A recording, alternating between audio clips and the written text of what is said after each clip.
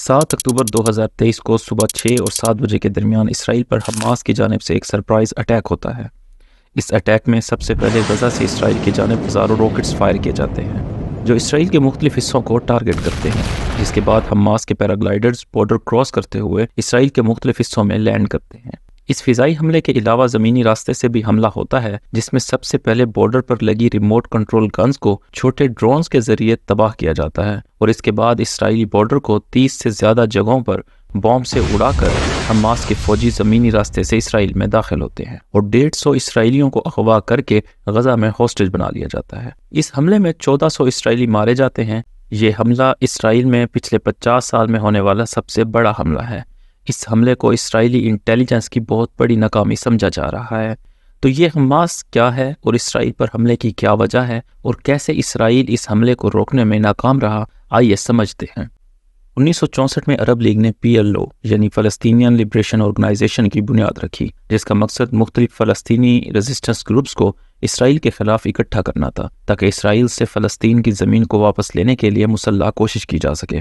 لیکن 1988 میں اسرائیل اور PLO کے درمیان ایگریمنٹ ہوتا ہے، جس کے تحت PLO نے اسرائیل کے رائٹ ٹو ایگزسٹ کو تسلیم کر لیا۔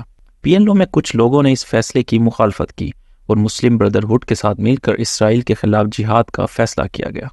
1988 میں مسلم بردرہڈ کے ایک ممبر شیخ احمد یاسین نے حماس کی بنیاد رکھی۔ اس گروپ کا مقصد فلسطین کی زمین کو اسرائیل کے قبضے سے چھڑانے کے لیے کوشش کرنا تھا، اور جلد ہی اس نئے بنائے جانے والے گروپ حماس نے PLO سے الگ ہو کر غزہ میں اپنی ایکٹیویٹیز کو شروع کر دیا۔ 1994 میں PLO اور اسرائیل کے درمیان اوسلو اکارڈ ہوا، جس کے تحت فلسطینین اتھارٹی کی بنیاد رکھی گئی۔ اس ڈیل کے تحت غزہ اور ویسٹ بینک کا کنٹرول اسرائیل سے لے کر فلسطینین اتھارٹی کو دیا جائے گا۔ 2006 تک PLO کے ایک گروپ فتح نے غزہ اور ویسٹ بینک کا کنٹرول سنبھالے رکھا، لیکن 2006 میں حماس کے پولیٹیکل ونگ نے فتح کو ہرا کر غزہ کا کنٹرول سنبھال لیا۔ اس آرگنائزیشن کے پولیٹیکل ونگ کے علاوہ حماس کا ایک ملٹری ونگ بھی ہے جسے القاسم بریگیڈ بھی کہا جاتا ہے۔ یہ بریگیڈ حماس کے تمام تر ملٹری آپریشنز کے لیے ذمہ دار ہے۔ ماضی میں بھی حماس نے اسرائیل پر کئی حملے کیے ہیں، لیکن یہ حملہ پچھلے 50 سال میں اسرائیل پر ہونے والا سب سے بڑا حملہ تھا۔ حال ہی میں اسرائیل نے ویسٹ بینک کے کئی فلسطینی علاقوں میں نئی جوئش سیٹلمنٹس بنائی ہیں، جس سے آئے دن فلسطینی اور اسرائیلی رہائشیوں کے درمیان کشیدگی بڑھ رہی ہے، اور حماس کے مطابق اس حملے کا مقصد اسرائیل کو مزید فلسطینی زمین قبضے میں لینے سے روکنا ہے۔ ساتھ ہی ساتھ اسرائیل کی جانب سے مسجد الاقصی پر مزید حملے روکنے اور اسرائیلی فورسز کی جانب سے قید کیے گئے فلسطینی شہریوں کی رہائی کے لیے بھی اسرائیل پر دباؤ ڈالنا بھی ہے۔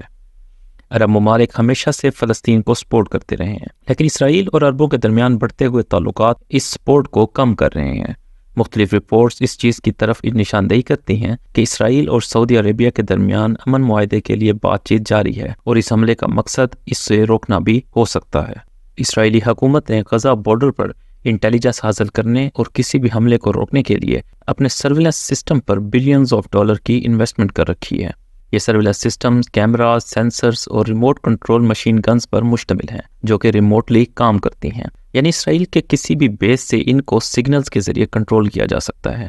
یہ سگنلز آپریٹر سے بارڈر پر لگی مشین گنز اور کیمراز تک کمیونیکیشن ٹاور کے ذریعے بھیجے جاتے ہیں۔ یہی وجہ ہے کہ حماس نے اس حملے سے پہلے ان کمیونیکیشن ٹاورز کو تباہ کیا، جس کے بعد حماس کے لوگ اسرائیل میں داخل ہوئے۔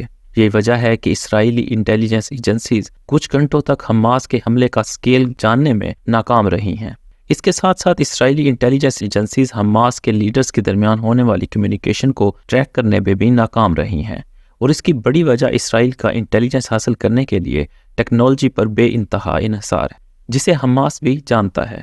اور یہی وجہ ہے کہ حماس کے لیڈرز کمیونیکیشن کے لیے موبائل فونز وغیرہ کا استعمال کرنے کی بجائے خط یا کسی فرد کو پیغام پہنچانے کے لیے استعمال کرتے ہیں، اور یہی وجہ ہے کہ اسرائیل تمام تر انویسٹمنٹ کے باوجود اٹیک کو روک نہیں سکا۔ حماس اور اسرائیل کے درمیان ہونے والی لڑائی کا سب سے زیادہ نقصان غزہ کی عوام نے اٹھایا ہے۔ اس وقت بھی غزہ مسلسل اسرائیلی بومنگ کی زد میں ہے۔ انٹرنیشنل کمیونٹی کو اس مسئلے کو حل کرنے کے لیے سنجیدہ کوشش کرنے کی ضرورت ہے، لیکن اسرائیل اور عربوں کے درمیان بڑھتے ہوئے تعلقات اس بات کی نفی کرتے ہیں کہ فلسطین کا کوئی حل نکل سکے گا۔